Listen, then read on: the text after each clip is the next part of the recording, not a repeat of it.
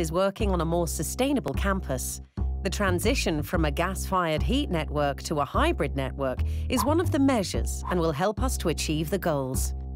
During this transition, the buildings as well as the combined heat and power station will be readied for the change from heating at the high temperature of 130 degrees to a medium temperature of 80 degrees. This will enable sustainable energy sources to be connected to the heat network. Alongside the physical modifications, a smart control system is being developed in cooperation with market parties. The new smart thermal grid will allow us to optimally attune heat supply and balance demand.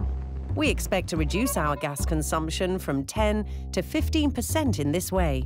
Supplying the heating network with energy from sustainable sources can cover the sustainable generation of 25% of our energy demand.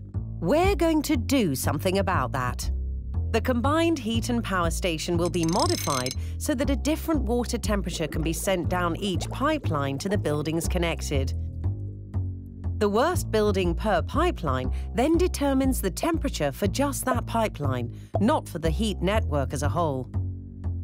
This reduces the average supply and return temperatures of the network. This enables a larger share of the energy-efficient cogeneration units for heating and facilitates the introduction of sustainable sources, such as geothermal energy that operate at lower temperatures. Adding biomass-fueled power generation could be an additional way of greatly reducing the use of natural gas.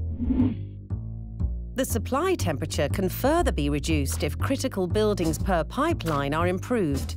Major repairs and renovations will have an immediate positive effect on heating costs and campus sustainability. Per building, the most effective measures will be selected that have an immediate positive effect on the supply temperature. Alongside modifying the combined heat and power station and the buildings, a globally unique thermal smart grid will be created.